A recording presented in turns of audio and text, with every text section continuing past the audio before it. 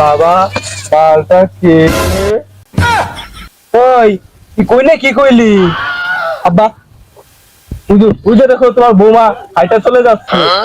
তুমি একটু মানবিক দৃষ্টিতে দেখো, তোমার বৌমা যাচ্ছে। ওকে আমি ভালোবেসে ফেলেছি আব্বা। আমি ওই মেয়েকে ছাড়া বাঁচবো না। আমি বিষকে মারা যাবো। ওই মেয়েকে আমি বিয়ে করব আব্বা। ওই মেয়েকে দেখার পরে থেকে আমার ভিতরে নেশাদ ভেজে উঠছে আব্বা। আমি ওই মেয়েকে বিয়ে করবো, তুমি একটু দেখো। ওই রাস্তাতে একটি মেয়ে যাচ্ছে, এটা সত্যি কথা? এটা মেয়ে হবে না মেয়ের মা হবে না মেয়ের চাচি না তোর আত্মীয় স্বজন হবে? কি বলতেছিস তুই? বিয়ে করা খরচ কাজ আব্বা। আমি এত কিছু জানি না। ওই মেয়েকে আমার ভালো লেগে গেছে, ওই মেয়েকে আমি বিয়ে করব। তুমি এর মধ্যে বিরোধিতা করবা না আব্বা। তুই বাপের সামনে বিয়ের কথা কস থাকার? ওই তুই কিন্তু ভুলে যাস না আমি তোর বাপ। ভুলিনি আব্বা, ভুলিনি। ওই মেয়েকে আমি বিয়ে করব। তুমি যদি বাধা হয়ে দাঁড়াও তাহলে আমি ভুলে যাব ছাপা মেরে। চিন্তা করো কত বড় বেদব ছেলে, একটা মেয়ের এক নজর দেখা বাপের থাবা দিতে যাচ্ছে। ওই তুই যদি বিয়ের পর ওই মেয়ের দিকে একবার তাকাস তাহলে আমি কিন্তু বিষকে মরে যাবো। মরে গেলে যাওগা, কারো বাপ সারা জীবন পয়সা থাকে না।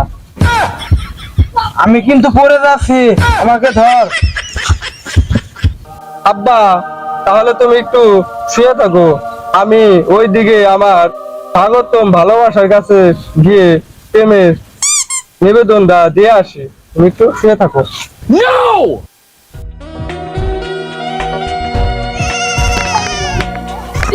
আহা সুন্দরী, আমি যে এখন কি যে করি। সুন্দরী আসো নাকি বনের ভিতরে ফিরি। ওরে আল্লাহ রে, আমার মনের ভিতরে কেউ বড় বেলা দিছে। এখন আমি কি করি? আমি বিয়ে করে আমার নিজের যোগ্যতা আমি দেখিয়ে দেব। আমিও পারি। আজ রাত্রে বাড়ি গিয়ে হাত কেটে আমার প্রেমের পত্রটা ওর কাছে পাঠিয়ে দেব।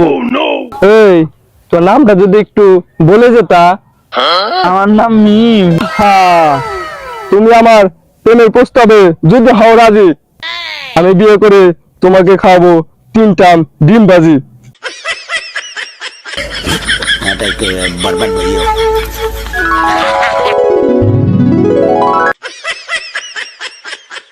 ও আচ্ছা আচ্ছা, তারপর তুমি কি হাত কেটে চিঠি লিখছিলা? তাই লিখিলাম ভাই, তবে নিজের হাত কেটে কিরকম কিরকম জানি লেগেছিল ভাই। চিঠির ভিতর আমি রক্ত দেই এরকম লাভ লিখেছিলাম, যে প্লাস এর নিজের এটা দেও লিখেছিলাম। গ্রামের খালাতো ভাই যখন প্রেমে পড়ে নিজের রক্ত না ভাই, 5-7টা টিকটিকি ধরিলাম আমার গোয়ার ঘর থেকে, ওটা দিয়ে আমার প্রেমের প্রমাণ করে দিলা।